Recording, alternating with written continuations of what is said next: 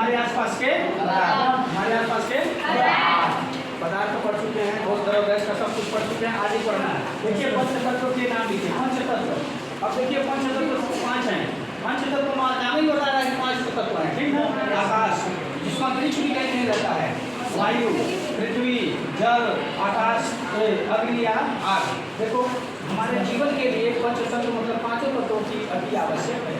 आकाश मतलब सूर्य नहीं रहेंगे तो हम लोग का भोजन पानी नहीं बनेगा, पेड़ पौधे जिंदा नहीं रहेंगे, हम लोग जिंदा नहीं रहेंगे, सभी जीव मर जाएंगे, ठीक ना। और वायु नहीं रहेगा तो हम लोग सांस नहीं ले पाएंगे, मर ही जाएंगे। पृथ्वी भी जो है ना, पृथ्वी में अनाज होता है और रह भी सकता है, मतलब तमाम प्रकार के पृथ्वी हम लोग की सहायता कर रही है। जल भी स्थिर बना के रखिए पानी पीने के लिए। अब देखिए जल भी आवश्यक है कि नहीं है। और देखिए आग से हम लोग भोजन पकाते हैं, आग से हम लोग क्या करते हैं, खाना खाते हैं। तो हमारे लिए 5 तत्वों की आवश्यकता है कि नहीं है, हमारे लिए 5 तत्वों की आवश्यकता है कि नहीं। अब देखिए पंचतत्व, इसीलिए 5 तत्वों की आवश्यकता है, उसको क्या बोलते हैं, पंचतत्व। ज्ञान इंद्रियां किसे कहते हैं, ज्ञान इंद्रियां उसे कहेंगे जिससे ज्ञान की जिस इंद्रियों से ज्ञान की प्राप्ति होता है, ज्ञान इंद्रियां कहलाती है। ज्ञान इंद्रियां, मानव के पास 5 इंद्रियां, मानव के पास 5 ज्ञान इंद्रियां हैं, मानव के पास 5 ज्ञान इंद्रियां हैं। नंबर 1 जैसे नाक से मतलब बताया ना, जिन इंद्रियों से ज्ञान की प्राप्ति होती है उन इंद्रियों को ज्ञान इंद्रियां कहते हैं। जैसे नाक से हम सूंघ कर ज्ञान की प्राप्ति करते हैं। कान, जिससे हम सुनकर, कान मतलब इसे सुनकर और इसे स्वाद को चख कर, समझ रहे ना, खाना खाकर जीवा से बताता है ना, आगे की ओर मीठा, दाएं बाएं खट्टा, पीछे कड़वा। अब देखिए मुख, उसका कहीं जीवा की जगह मुख भी दे देता है। अब देखो आँख, मतलब हम देख कर ज्ञान प्राप्त करते हैं।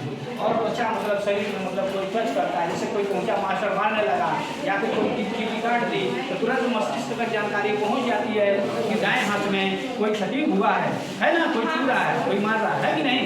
अब देखिए ठोस कार्बन डाइऑक्साइड का सूत्र लिखिए, तो ठोस कार्बन डाइऑक्साइड को CO2 बोलते हैं। क्या बोलेंगे, CO2। देखिए ठोस कार्बन डाइऑक्साइड का दूसरा नाम, ठोस कार्बन डाइऑक्साइड का दूसरा नाम है शुष्क बर्फ। क्या बोलेंगे, और देखिए ठोस कार्बन डाइऑक्साइड को शुष्क बर्फ क्यों कहते हैं, तो ठोस कार्बन डाइऑक्साइड को शुष्क बर्फ इसलिए कहते हैं, ये सीधे ठोस अवस्था से सीधे बिना द्रव अवस्था में बदले सीधे गैसीय अवस्था में चला जाता है, चली जाती है, इसलिए इसको क्या कहेंगे, ठोस कार्बन डाइऑक्साइड को शुष्क बर्फ कहते हैं। क्या कहेंगे, शुष्क बर्फ।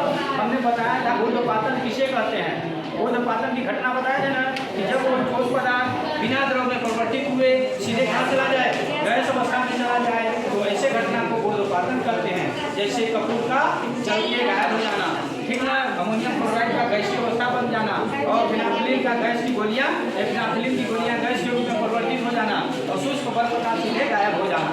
शुष्क ठोस कार्बन डाइऑक्साइड मतलब शुष्क बर्फ सीधे पड़ा है गायब हो गया, ठीक ना, क्योंकि द्रव अवस्था में परिवर्तित नहीं होगा, देखने के लिए मिलेगा, प्रोसेस से गायब हो जाएगा, गैस बन जाएगा। अब देखिए आगे इधर